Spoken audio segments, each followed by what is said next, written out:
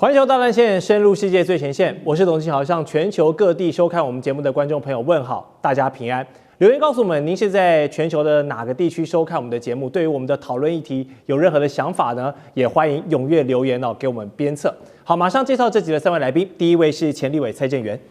喬哥好，大家好。第二位國際情勢專家賴岳謙，主持人好，觀眾朋友大家好。還有陸軍退役少將李正傑，金橋好，各位觀眾大家好。好，歡迎3位專家加入今天的討論。我們第一個話題呢，馬上就要來看到今天全球最矚目的，可以說是兩通熱線啊。為什麼這麼重要？因為就是美、中、俄這3大國的領袖呢，他們這個領導人分別通話了。由誰發起的呢？就是由中國國家主席習近平他發起的。他先是跟普丁俄羅斯總統先進行了一個視訊的通話，那強調雙方要攜手維護全球的戰略和平。緊接着幾個小時之後呢，習近平接着跟美國總統川普也展開了通話，看看兩人都聊了什麼問題啊？那川普在這個事後呢，他在他的這個社群平台上發說，他跟習主席進行了一場非常愉快的電話交談，討論的東西也是非常包羅萬象，從貿易、軍事，包含4月的這個訪中行也是很多人都在關注，包含台海的議題、俄烏戰爭、伊朗局勢等等。美國呢還要賣中國石油、天然氣跟農產品啊，這是川普最喜歡講的事情。美國又要出貨了，特別強調他跟習主席的私人關係是非常良好的。好，看到這個通話非常的關鍵，在這個時機點因為現在全球很多局勢都在發生當中，而且這一次呢，竟然是習主席主動，不一定是主動啦，但是由他來跟2位領導人來做一個牽線。那大家就很好奇了，怎麼會在中國在這個時機點做出這樣的事情？那可能除了拜個早年之外呢，我們也看到這個中國大陸的領導人在此刻做這番決動，在全球當權的局勢裡面，包含川普、包含普丁，都要賣他面子。那麼這2通通話究竟有多高的含金量？我們先請教蔡委員。首先這個談含金量言之過早，但是有重要事情要商量，這倒是確實的。那什麼事情重要的到1天之內要跟普丁打完電話，接着跟川普通電話，這個當然是事先安排好的，所以抓住2邊都有空的時間，習近平也有空的時間來跟他們這個視訊通話。對，這當然旁邊會有很多的外交部長什麼都在旁邊來配合跟陪同。那這個電話裡面，我其實看來看去，這些對中國都沒什麼重要性啊。那習近平急着跟他通什麼電話？唯一跟中國有關係只有台灣的軍售問題。對，台灣軍售。所以你說美國要推銷石油、天然氣給中國，需要習近平打電話給他嗎？不需要。你說美國要跟中國談貿易，這個習近平要打給他嗎？也不需要，都是川普在東搞西搞嘛。那你說有什麼軍事了不起的？所以俄烏戰爭跟中國更沒有關係啊。伊朗局勢，難道伊朗有什麼事情要透過中國傳達給美國嗎？這個就不清楚了。但傳達訊息也不一定要總統對國家主席這種通話。對。那我想對中國比較重要的就是，現在美國要求台灣編龐大的國防預算，去跟美國購買武器。我想這一部分應該是川普想要主動的從這個。習近平想要主動的從川普得到一定的答復的，這才是重中之重。因為在釜山他們據說沒有談到台灣問題，而現在新聞也好，或者是新華社也好，或者川普的這些這個所謂出 social 也好，他都一筆帶過。但是一筆帶過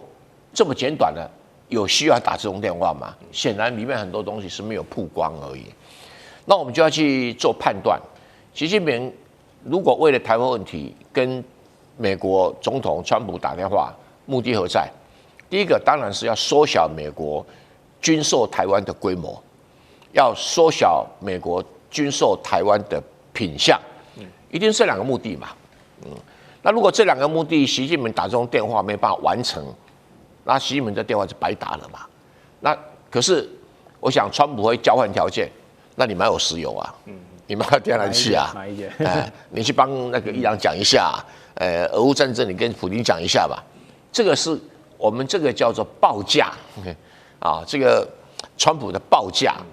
然後這個習近平的要價，這個談判本身就是一種交易了，所以他一定會講得很細啊，哪幾項你不可以賣給台灣，金額不可以超過多少啊，不可以多少多少，一定會有這些要求，不然你習近平打的，哎呀，你要慎重處理啊，然後這個妥善啊，不然影響到中美關係啊，這叫泛泛之談。這麼重要的事情不可能泛泛之談，一定談完了以後，他的新聞官員對外就是簡單2句交代過去，真正的細節不會討論。那川普也是一樣啊，我跟習主席關係很好啊，你看嘛，他幫我買那麼多東西啊，所以美國選民要投票給我啊，也是這個含義。但是真正的他答應習近平什麼，他也不會講，那普丁也是一樣啊，普丁講的也是台面話啊。哎呀，不管國際局勢什麼變化，我們2個是永遠友好啊，我們要持續發展啊。然後最重要的是，我們仍然是中國的能源的最重要供應者，他一定是，老習啊，你去年買的太少，今年要加碼，一定是類似這些東西。那習近平主動打電話給普丁，他沒有求於普丁的地方啊，他沒有需要跟普丁談什麼事啊。那我想關鍵應該是幫忙傳遞重要訊息。至於這個重要訊息是美國要他傳的呢，還是伊朗跟他傳的，還是哪個國家呢要他來妥為，協商一下？那這個普丁你有什麼意見？我可以帶過去啊。因為這種有時候非常高機密，談到一個重要事情的時候，大概就只有這個國家元首跟國家元首要直接去溝通，而不至於是要透過什麼外交部長啊來溝通，會有這種情形出現。沒關係，我們讓子彈飛一飛，隔2天再觀察一下。好，3位大人物確實談了有哪一些具體的細節，我們現在外界不得而知哦，我們只能做過一些推敲來判斷。但是這一次中美俄3國元首的通話，談論的議題除了值得推敲之外，這個時機點也非常的一個巧妙，因為這個通話時間呢，正是美俄烏3方會談的前夕，同時也是伊朗局勢是要走向和平，還是要走向開戰的關鍵時期。另外就是在中國旁邊東北亞這邊，日本國會改選之前也有事情在發生，所以可以說在這個時機點展開對話，牽動全球的脈動跟濃厚的戰略考量是不容小覷的。所以我們就要繼續來深究，習主席跟普丁先是進行了視訊通話，視訊通話是看得到彼此的哦，我們都說見面3分情，然後接着呢再跟川普電話會談，那就是只用聲音來交流了。2場通話2種含義哦。那從這個先後順序上，還有形式上，裡面有哪一些講究，又會對現在當前剛提到這些全球局勢可能產生哪一些影響？想跟賴老師請教。我們來看一下大陸在處理這個習近平跟普丁通電話跟處理跟川普通電話的新聞處理方式是完全不一樣啊。首先跟普丁的是視訊電話，所以後面是擺出2國的國旗都擺在後面，所以這個通話是很正式的啊，這是第一個。第二個，在新聞的畫面裡面是雙框都擺在那個地方。另外一個部分就是在於他們的官方的媒體是頭版頭就出來了，這個是代表說普丁中國人看普丁是中國的朋友，也就是俄國是中國的朋友。那晚上跟這個川普通電話是電話而已。那電話我們也看到他們的新聞處理方面，就在編欄旁邊，就是直接說習近平跟特朗普通一個電話，沒有這個照片，沒有任何畫面，而且放的位置是相對來講小很多。這代表中國大陸跟美國，它基本上來講不是朋友，是競爭者，是對手，是合作者這樣的一個態勢。我覺得這個訊息是放得很明白。那跟普丁通電話的時候，他們的合作的方向是比較深遠的例如說包括太空領域，包括很多的領域裡面，他們談的這個合作計劃通常是比較久的。可是他跟川普通電話的時候講的只是說看看能不能在2026年，就是就這1年，中美的關係能夠平穩，就這樣子而已，沒有什麼期待所以我覺得這是一個2個國家的層面不同。那為什麼會跟普丁通這個電話？而且普丁也知道晚上習近平會跟川普通電話這代表說中方有告訴普丁說晚上會跟川普會通電話，這代表中俄的關係的互信機制是比較高的，中美的關係沒有這麼高這是第一個。第二個呢，就是您知道在這個1月31號，川普突然間宣布說印度要向委內瑞拉買石油，2月2號的時候就說我已經跟印度達成了協議。那現在格里爾準備要到印度啊，或者叫印度的官員到美國，要來談這個協議，要把它形成文本，要簽下來。那也就是川普是先跟這個莫迪通了電話以後，他的25%的懲罰性關稅拿掉了，換得什麼？換得印度不向俄羅斯買石油。另外，也就是有關於這個另外25%的關稅降到18%，但是換了什麼？換的美國的農產品進入印度是零關稅，這個很嚴重哦。這個對印度，所以你看印度現在焦慮啊，他們現在在野黨要求莫迪，你把話說清楚講明白，你把文本拿出來給我們看，因為如果美國的乳酪、美國的這些農產品進入印度的話，印度的農民會死一片，根本毫無競爭力。而印度的農民跟我們不太一樣哦，我們的農民數大概就占9%不到嘛。印度的農民是40以上到50，甚至到60哦，它的占比非常高，所以這個對印度的農業來講會造成很大的衝擊。另外，川普有說印度要向美國買5000億美元的商品，5000億美元，美國跟印度的一年的貿易額也不過就是1200多億美元。是，印度向美國出口的是870億美元，印度從美國進口的是400多億美元。那你這個400多億美元，你要發展到10幾倍，2年內要做到，頂多3年。那這個印度這個錢哪裡找出來？所以等於是你的很多的石油的採購變成要向美國來採購，這個是一個大事。可是對於俄羅斯來說，一旦少了這個能源，印度的這個缺口怎麼辦？中國大陸可以補，因為這個對於俄烏戰爭的持續性，跟俄國的經濟跟他的未來的能力這個部分裡面，我覺得普丁需要中國大陸幫忙。所以普丁的談話6點中有2點，第一個談到說我們去年中俄的貿易額有向下降，但是還維持一個2000億美元的水準。但是他在最後一點的時候，他就提到了說，我們俄羅斯是中國能源的最大供應國，所以他還是希望由中國大陸可不可以幫我填補印度的這一塊。那我個人是認為，印度現在一直不說他有沒有買石油，可是問題就在於沒有買石油，川普怎麼可能25%不用了？不可能的事情，這個一定會簽協議的啊！沒有簽協議，這些都還不作算。另外，中東的問題，您提到為什麼會跟川普打這個電話？川普的林肯號航母已經進入戰備狀態了，對，它的識別訊號是關掉的。為什麼伊朗的無人機可以找得到？大海茫茫，你要找到一個300多米長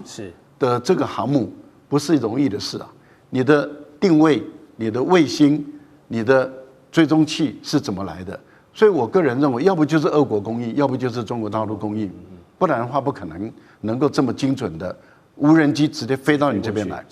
那這個時候發生的事情是發生在2月2號的中午的時候，它是600公里遠。距離伊朗的南部，結果2月3號，伊朗公布美國的林肯號航母退到1000到1200公里。那現在美國的軍方沒有證實說伊朗說美國的航母已經退到1000到1200，他沒有證實，但是也沒有否認。但是伊朗把他的公布出來。那如果這個訊號是中國大陸，這個情報是中國大陸供應的話，對於美國要處理伊朗的問題，那他就必須要想更多了。所以他沒有中國大陸的協助，他如何能夠妥善的跟伊朗進行和談判？是。好，賴老師剛剛提到這個林肯號的位置曝光這件事情，我們待會還會有深度的討論。還有另外一個觀察指標，要先繼續看到是川習這2人通完話之後的各自表述。川普總統大家都知道他的個性，所以他把這次的重點放在了中國大陸承諾要增加向美國採購大豆，提高到2000萬噸，還承諾會買美國的石油、天然氣、飛機引擎等等，反正就是美國我們有大出貨、大勝利那一套論述。那中國方面呢，他只要求一個東西，就是特別強調台灣議題，要求美國要在對台軍售案上面務必要慎重處理。所以種種的鋪路可以看到，4月份川普去訪問北京的時候呢，這個訪中行程，台灣勢必會成為一個焦點，或者是大國之間的談判籌碼嘛？將軍你怎麼解讀這一次？其實這一次習近平在跟這個川普通電話之前，他跟普京通電話，我覺得這東西就有績效在裡面哈。可見的，習近平先跟這個普京打個招呼，說我今天晚上要跟川普討論一些事情，然後讓普京能夠了解，以免說是普京有錯誤的解讀。我覺得這是第一個。第二個來講的話，當然最近這個國際紛爭很多啦，包括到這個俄烏也正要這個和談的談判啊，包括到伊朗這個美伊有沒有可能開戰？當然我們都認為是以這個為主，但是沒想到台灣問題這個時候也被提出來討論哈，這代表說台灣問題在習近平跟川普眼中是非常的一個重要的一個框架議題。那台灣在全世界三強，也就是美中俄三強的博弈之下我們很難說是避身事外，這是必然事情。那我們從這個中美雙方所談的條件裡面，我們看到這個川普講的中國會跟他買天然氣，也會跟他買黃豆這些農產品，那是不是代表說是這個我們講比較那一點，是不是說我中國答應給你買這些東西，那你這個軍售的部分是不是就不要再賣給台灣了？這我們合理來推算，是不是有這個意涵在這裡面？所以我們台灣自己本身要留意的一件事情，這個明年這個川普跟習近平今年可能會見4次的面，包括到這個4月份川普去訪中然後 APEC 會議可能兩個還會再見一面，G20還會再見一次面，之後是不是習近平應邀到美國去訪問啊？可能還會再見4次面。這4次面，我們台灣必須要擔心的，會不會有我們所說的第4公報會出現？對於美國對台的軍售部分來講的話，我覺得這是我們台灣要留意的一件事情。是，好，稍後回來我們會繼續展開美中俄領袖的對話。2月份真的是非常關鍵的這通電話，可能會牽動伊朗、還有俄烏以及東亞的局勢。待會我們向3位專家繼續要討論更多專業的分析，馬上回來。